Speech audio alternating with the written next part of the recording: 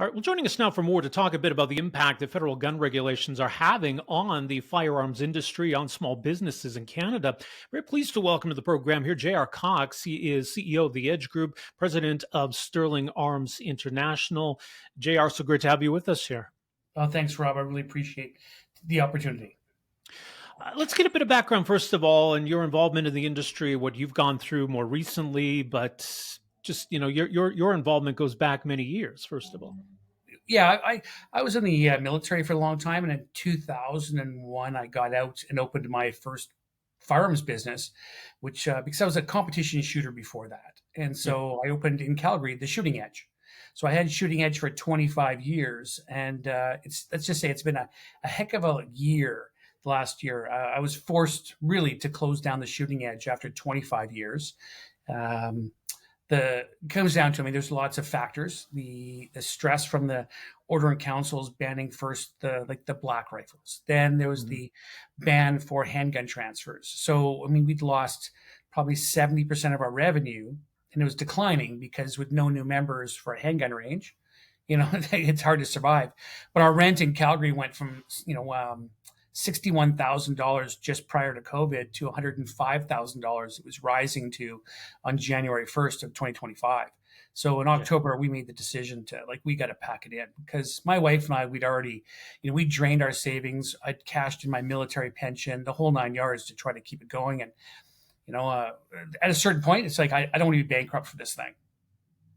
Right. Yeah. So there's more going on than just firearms regulations, as you say. But in terms of, your clients, people that are using the Shooting Edge, for example, the challenges they now face with regard to the firearms they own, legal transport of those firearms, and just the whole weird mess around handguns and how strange that is. So what kind of a toll does that take then?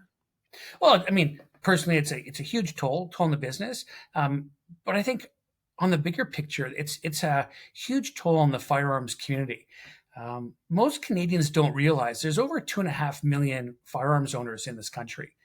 And that's a lot of it. That's, when you think about it, of the adult population, that's a huge chunk, right? And so these regulations have had an incredible chilling effect and villainizing effect on that entire group of people in this country. And so it's very divisive, all of these changes.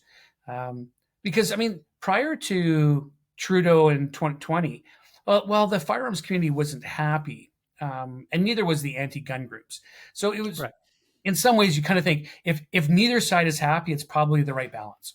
It's like, so in Canada, the general Canadian population was okay with us having our toys, like having firearms, because we don't have a Second Amendment right like the U.S. And I've never pushed that. I've never danced on that side of the fence. We have training classes, we have licensing, and I've had arguments with, very strong pro-firearm advocates about the whole licensing regime. I mean, I like it, but I'd much prefer that there's some safety training and licensing involved. The guy next to you is supposed to have, that kind of level of expertise just to know the dangerous end of a firearm. And so, prior to 2000 or 2020, there was this detente, and there was some transparency. But because the firearms reference table, I mean, that's the big thing right now, wasn't really the most important thing. Like the RCMP lab created this thing. I mean, we could probably get into a little later in more detail, but now that this thing is being referred to, the 2020 ban, and how they come up with these lists, and the people they're relying upon to make these lists and the determinations, there's no basis in law for it. Like, this is a completely lawless scenario we find ourselves in. And it's one of those things, is that now it's up to somebody to get charged and fight through the courts to prove that the RCMP are just a bunch of, they're being very, very nasty right now, and they're being allowed to have this. And when Carney says, well, we got to let the professionals, the experts deal with this. Well, it's definitely not the RCMP. They are not the experts. Yeah, so let's get into detail on this a little bit more, because it does seem very arbitrary, this whole process of deciding on a firearm that's going to end up on this list. like it's behind closed doors in a lot of ways. Like it's very bureaucratic, strangely enough. So let's talk about what happened then. I guess it's the RK9 or the The R9 R9. MK1 rifle, right, Yeah. from Let, Sterling. let's go back. Let's go Okay. back to how the firearms reference table was created. So there's two RCMP lab technicians, right? The Murray Smith and Bill Etter. So about 20-ish years ago, these guys were working in the lab and they thought, hey, we should start making a reference table for our own use. And we're just going to start putting guns and just start, like basically there was no government direction, there was no funding, there was no guidelines, there was no guardrails, there was no terms of reference. These just guys started doing this, and they would. So every firearm in there that's in that table is every determination is at their discretion because it's not like it's an official document. And in fact, if you look at the bottom of any page of the firearms reference table, it says this is not a legal document. Like they keep saying, oh, this is just an opinion of a lab technician. So the first thing we have to do is find out who's a firearms lab technician. And in every other province, in every other jurisdiction, when you use the word technician or technologist, there is a significant legal wraparound as to what that means. So there's terms of reference, there's schooling, there's basically you've got to have you have standards, there's standardization. I didn't realize until recently that the federal government is exempt from all of that. So they can create a position, say this is a technician's position. And then they can just go out and they can hire whoever they want for that, put them in that role, and they're now a technician. So by and large, the bulk of the people in the firearms lab, there's only, I think, one person in the entire lab that has even a mechanical engineering degree. The rest of them are like, they might have been military gun plumbers, like weapons techs, or people who just like firearms. And now they're a firearms technician. They get a little bit of training and then off they go. And they're kind of said, hey, here's how we kind of do it and go.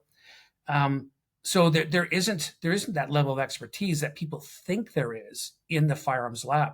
Are they bad people? No, but they're making decisions, and we've seen so many like just weird contradictory statements and decisions coming out of there that it's clear that they need standardization and guardrails. Like there has to be something. So if we back then we say that this is not a legal document, this is not like the RCMP say this is just their reference. The issue with that is, and that's what our big thing is that then they're not open to criticism. We can't get a hold of their notes. So so when they come up with this determination for the Sterling Arms R9 Mark I, they don't have to release in their notes. They just say, here's our determination, but we're not going to give you any of the backstory. We're not going to tell you anything else. We're not going to tell you who the technician was. Nobody is held accountable. And more importantly, there's no formal process because it's kind of a part of our tenet in law is that the police don't make laws. They're supposed to enforce things. They're supposed to come up with policy. The problem is because the firearms reference table, they guard this. The RCMP guard the firearms reference table to keep it becoming law or even mentioned in regulation. Right? They don't mention anywhere because the moment it's enshrined somewhere in a government regulation, then they have to actually have a process to appeal. They have to have processes for transparency. So they don't want that because often, I mean, they've tried to ban firearms. Like they tried to ban an airsoft rifle because like a plastic gun, try to make it a prohibited firearm because it looked like an AK-47. Right. So that there's some, I would say, asinine decisions coming out of the lab. And that's the thing. So that's the problem. So we come back here and we look at the history of the firearms reference table. We see where it evolved from, and we see the philosophy of the people, the two guys who set it up, and what's permeated. And so now, like, I think what's happening is the Sterling Arms R9 is now everything's kind of bubbled to a head. Like people have just had enough because they're now making arbitrary decisions. It's clearly political or made with lack of information. And I think that's the thing is with the R9, it's a lack of information. It might be political too. Like we're not sure. We don't know who asked them to finalize the FRT, but the determination of it is clearly wrong. Like it's technically wrong. illogical. So now we have to look at that and say, okay, now we have this firearms reference table that was document, which was issued by the lab, and so it's like, okay, well, how did they get there, and how do we appeal this? And in the past, basically, they've told people, to pack sand. Like, we've made this our determination because of media, like, and MPs that don't have a lot to do right now. We've managed to get the RCMP to blink and say, well, we're willing to give this a reevaluation. Send us a technical package. So we've spent the last week putting together a very detailed technical package, because we're clearly right. Like, it's not like we're dancing on the needle and saying, well, if you kind of look at it like, we're trying to play games here. It's like, no, we know when we built this that this completely met the requirements to be a non-restricted firearm in Canada post OIC. But they're putting the onus on you. Oh, they Instead 100% of them having to prove to you, you have to prove to them. Well, more importantly, I mean, there was never any consultation. Like, Right. well, what happens is look back. So they issued this on July 6th on Sunday. So Sunday morning they published this FRT. I get a phone call or an email in the afternoon saying, "Hey, have you seen this?" And it was the FRT for the R9 saying it's a prohibited firearm. And I'm like, no, like, where did you get this? Like, I at first, and then Tracy Wilson from the CCFR reached out almost immediately and sent me this, and she said that she first double checked to see if it was AI, if somebody had done this as a joke or as a cruel joke, but no, it was actually from the RCMP internal website, so it wasn't even available to the public yet. It was just an internal business document. So I had no idea. Mm-hmm. So they make these rulings and they're done without any consultation with the actual manufacturer. So like that's the consequences though are huge, right? Because this speaks to the legality of what you're producing, right? And so this is where they're sucking and blowing. So they say it's not a legal document, and this is just the opinion of the lab. In the same press release, they go, well, yes, but if anybody who has these rifles can no longer use them, take them out, sell them, do anything with them, right, you better put them in your safe because they're a prohibited firearm, or you're going to get charged and go to jail for 10 years. Like, it's in the same press release. This is just an opinion. However, if you get caught with it, we're going to throw you in jail. I mean, that's the stuff banana republics do. So basically, we have in Canada, like I think it's non-prohibited, restricted, prohibited. Right. Yeah, you have non-restricted, which is like your hunting rifles, sporting rifles, like long guns. Then you have restricted, which is like your handguns or shorter barreled rifles, things that meet that semi-automatic, that meet that criteria. And then prohibited. And prohibited used to be a very small list that was created in the 70s and the early 90s. And now it's a much greater list. I mean, it includes everything from grenade launchers to safari rifles, to large caliber hunting rifles. It's amazing the stuff that they've decided is, again, prohibited. Like, and it all comes out of, I mean, we're talking about archaic World War I rifles that they've now made prohibited. And this all gets back to what changed in 2020, right? The idea that the government was going to ban what they called and still refer to as assault-style weapons. Now, that seems to involve some semi-automatic rifles, not others. The criteria seems very arbitrary. But in all your years, JR, of being in this industry, had you ever heard the term assault-style weapon? Does it have any technical, any realistic meaning here?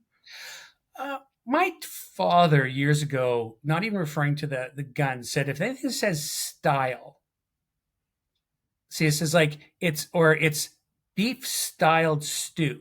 He goes, how much beef is in it? Right? Like, if anything is like, how much is in it? So if they say it's assault style, it means it's not an assault rifle. Right? And what is an assault style? Like, so there's no such thing term. The Liberal government made this term up, and they force it down through the CBC and legacy media to try to add that phrase to our vernacular. It's a completely made up, bogus term, and nobody should use it. Nobody should accept it as a term. Like, people should be laughing, saying, well, "What does assault style mean?" right? It means nothing. Like, so everything is like, like internal combustion engine styled vehicle, right? It could refer to an electric vehicle because it's kind of stylized like a gas powered vehicle, but it's not, right? So that's the thing is that it's a crappy term, and it allows them to wrap anything up. And then the other phrase that I love to hate that the liberals keep saying is that a firearm that is only designed to fire as many bullets as fast as possible to kill as many people. It's like, again, like, so you're going to say the widest vehicle is designed to kill the most people because it can, if it goes through a crowd, it'll catch the most widest swath at one time. Like, these are just dumb statements, and we have allowed stupidity to become the norm in politics. Like we should abolish those people a long time ago, because if they're going to be that that dumb, we shouldn't have them around. We should be embracing intelligence. Right. Well, it was funny because I mean, early on, the government said, "Look, we're not going after hunting rifles," and then clearly they did, and I think they still are. Rifles that have long been used for hunting are now considered these assault style weapons, because the government can't seem to figure out what the criteria ought to be, so it becomes this wide net. 100%. And the problem is they've asked these people who don't like firearms owners in the lab, to come up with this list and to add to this list, because they can keep adding. Like, think about it, the liberal government, like the Carney government now, Carney stood up during after he became prime minister and said that he was, the firearms laws, they were gonna look at this because they were not going to attack the law abiding, and he said competitive shooter, sport shooter. He said sport shooter. And so there wasn't a lot of guns left. And so what does they do? He lets the RCMP ban one of the last semi-automatic rifles used by sport shooters. These rifles, like, so Tristan, Rutledge, I can't keep it, he's got a double barrel name.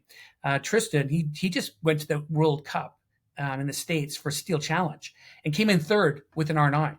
Like, it's clearly a sporting rifle. Yeah.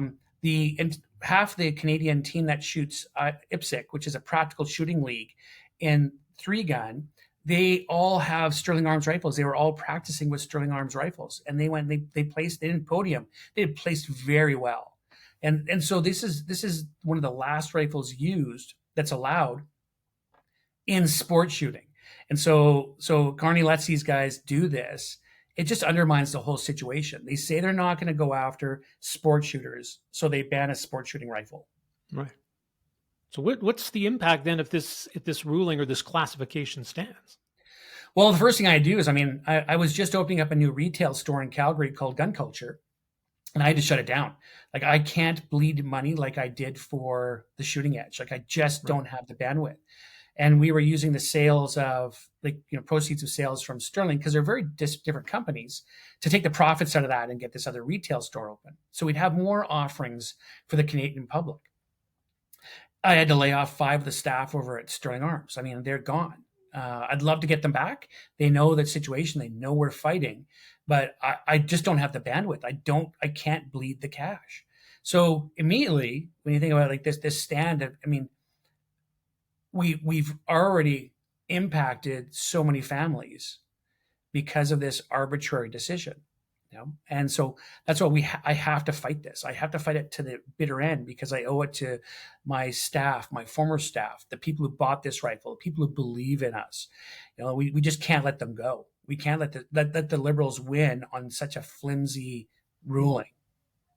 Well, that's the thing, right? Is any of this making anybody safer? You talked about how having smart regulations can make a difference, but I can't see how this is making anybody any safer.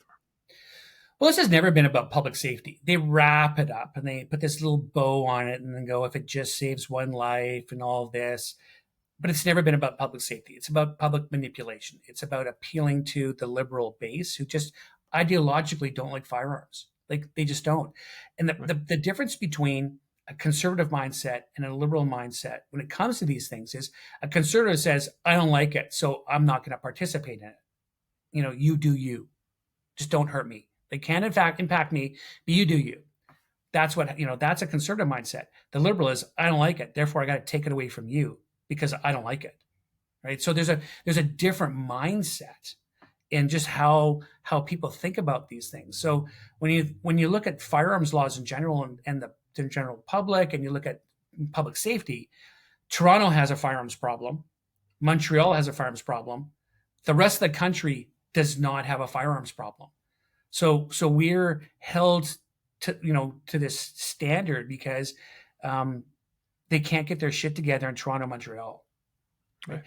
Right. Like really, when it comes down to it, like we're held to this standard. Plus, Carney finally admitted, as we've known and we've been screaming for years, that almost all of the firearms, especially the handguns used in crimes in Canada, are smuggled in from the U.S. Yeah. Right. So the 93% that the Toronto Police Service can track were smuggled from the U.S.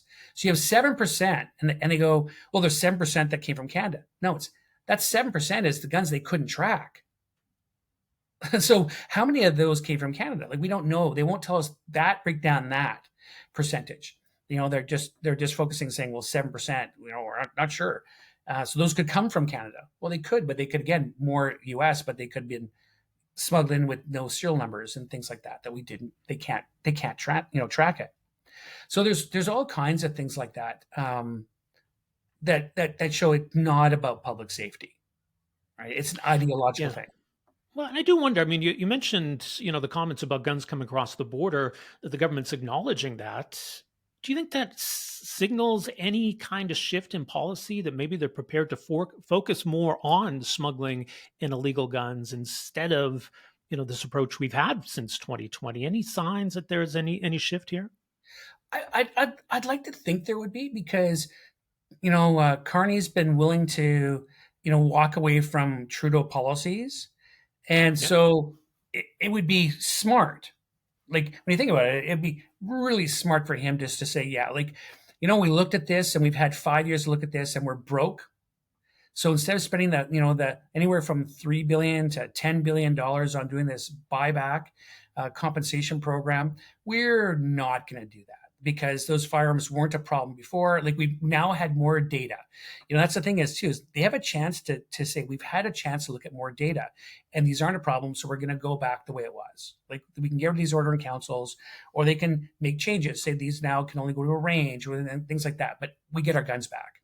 So he could easily do that and actually put the money towards the borders. Like when they say, like, was it that prior to 2023 or 24, zero train cars were checked. Now 1% of train cars are getting checked. So you buy a car in the U.S., you stuff the trunk full, and you say, I'm moving to Canada, and you bring this car across in a train car with 200 guns in the trunk. It comes out in Canada. Now you got 200 more guns in the system because they haven't checked anything. Right. That's where the crime's coming from. That's where the crime's coming, and you can move a lot of guns. Mm-hmm. Like, they're moving a lot of guns. So we've got to give the CBSA, the RCMP, like all the border people, the abilities to actually check and do their jobs, right? And I don't hold like or begrudge the CBSA. I mean, they have a tough job. So I mean, part of their job is, like, when you think about it, traditionally it's tax collection. They're at the border to say, oh, you brought too much booze in, give us our 25% tariff money on that bourbon. That's really, when you think about the bulk of their job. But now they've got to deal with illegal immigration. They've got to deal with border. They got to deal with the smuggling. They got so many things to deal with. Human trafficking. So their mandate has changed so much, and we haven't given them the tools or the resources. Like, even just like, like, the sooner the RCMP of Alberta, the better. If nothing else, to give those thousands of RCMP officers a job helping to patrol the borders and deal with the CBSA and do what they're supposed to be doing, which is protecting Canadians. So there's that whole aspect that if we should be taking these billions of dollars and actually using it to protect Canadians instead of persecuting Canadians. What's the thing? I mean, we put some money into the buyback, but obviously the big dollars are yet to be spent. So the government could still shift course here. But in the meantime, it's just a confusing mess, isn't it? Especially for firearms owners who've been told that firearm you've legally owned for all these years, it's now prohibited, but sit tight because we're trying to figure out what to do with it or what we expect you to do with it, where you're supposed to take it, how much money you're going to get. Like it's all a mess, isn't it? Well, it's a huge mess. I mean, even the buyback program for the businesses is a mess. I mean, we put some claims in early on in December, and we still haven't been paid for them. So, no, exactly. So December, and now they're coming back. They came back partway through when they said, "Oh, to businesses, we're limiting you to 200 parts." What do you mean? And we're like, "What do you mean 200 parts?" They go, "We're a manufacturer. Like we sold 1,000 rifles a month, so we have, and you got to plan out. So there's no such thing as just-in-time delivery in the firearms industry. So I have tens of thousands of parts." And the response was, "Well, pick your 200 most expensive parts." So I have a sea can full of gun parts that they said they were going to buy back. I can't use them for anything. I can't build anything else with them. But so supposedly they're going to say that the buyback, the compensation program for businesses was a success, even though, I mean, and I'm getting on the light end. You got poor guys like Rob Breakenridge over at Black Creek Labs. He's probably they for his specific firearms that they banned, he probably has anywhere from $4 to $6 million in parts. Wow. He probably got a claim of like $10,000. Like, how is that fair? You've banned these things. You say you're going to buy them back, like pay us for them, because it's not a buyback. We have to remember that they've never owned these things, so they're not buying anything back. They're taking taxpayer dollars and they're buying them. So it's a double whammy. Yeah. Well, JR, we'll see what happens with the R9 specifically in your company, and then obviously where this all goes on the policy side. But perhaps we'll touch base again down the road. JR, thanks so much for making some time for us here today. Hey, take care, Rob. Thank you so much for giving some light to this really important situation. Because for Canadians, they should be concerned about this. Because if the government's willing to do this with firearms, because it evokes that emotion, what's next? Like, what else are they going to ignore people's rights on?